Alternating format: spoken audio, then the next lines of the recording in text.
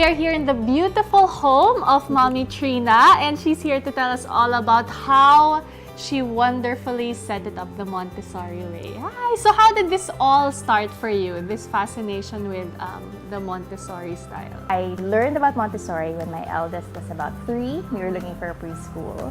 But since then, it took a long while before I had my second. So my eldest is 9 now.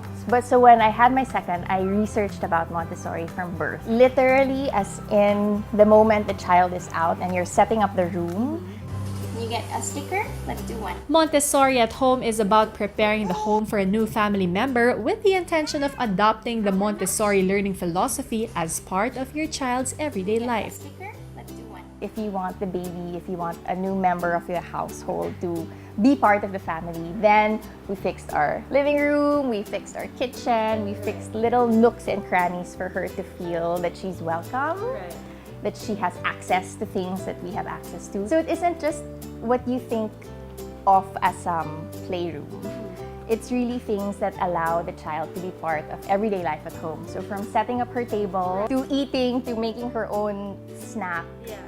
That's Montessori at home. What is the main difference of setting up your home just to make it look nice versus a Montessori method? The biggest difference is access. A crib is a good example of thinking like an adult. What does a baby see if you put her in a crib? She doesn't see anything. She sees the ceiling. But if you think like a baby, then you put her on a floor bed, which is a Montessori principle. You have a mirror right beside so the baby can see the rest of her room. It gives the child a feeling of security and a feeling of, what do you call that, spatial awareness, even at such a young age. Would you like to slice some melon and grapes? Another key principle of the Montessori method is independence. At first, I thought I couldn't even do Montessori at home because I wasn't a homeschooler, I wasn't a stay-at-home mom. But then you kind of get the skill of observing what your child likes to do, and they really have this natural progression towards wanting to do things on their own. Hi! Are you all changed? I think you're not sleepy. And as if on cue, little Rosie, who we thought was already fast asleep during the interview, came to join us. Here's a girl who knows what she really wants to do. Choosing what she wants to do on her own. So it's so different from my first, because my first, I entertained her as a baby. You feel like you have to shove toys under her nose. Okay, here. Yes. And actually, that's overwhelming for a child.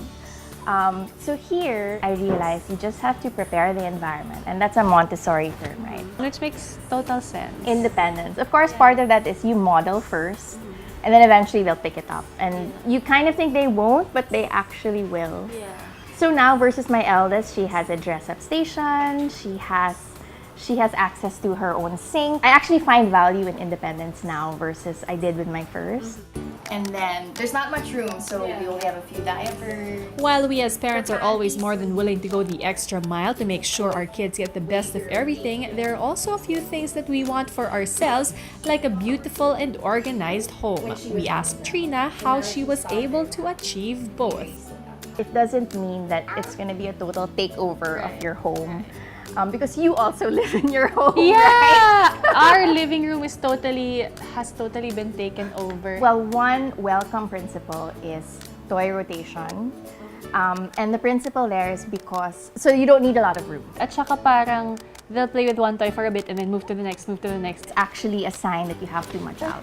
I think third is about using spaces intelligently. And I realized your home doesn't have to look like a classroom. You're both kind of living together in the same space anyway. You have to make room for what makes you happy. So for example, I have this huge climber triangle because it makes both of us happy.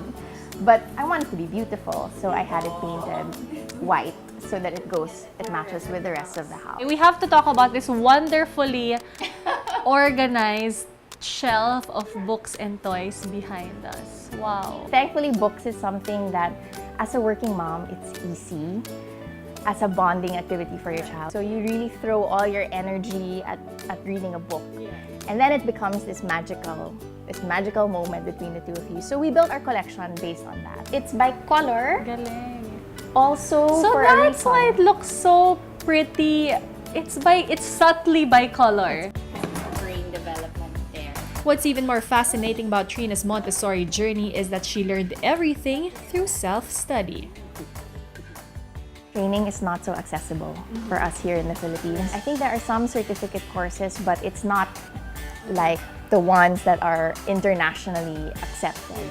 So, but reading is enough for us to go by. Yeah, so if someone watching this at home would like to start this, it doesn't have to be as complicated as researching a course abroad and stuff like that. There's actually a basis kasi for Montessori.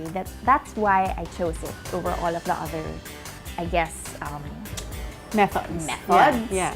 It's because once I knew the basic principles, then you can just kind of invent your own Montessori. It was really more about following the child, letting the child choose. It's following that child. That's Yeah. why I love Yeah. that's what I love about it, and that's how everybody can do it. Ang galing. Thank you so much. Thank you.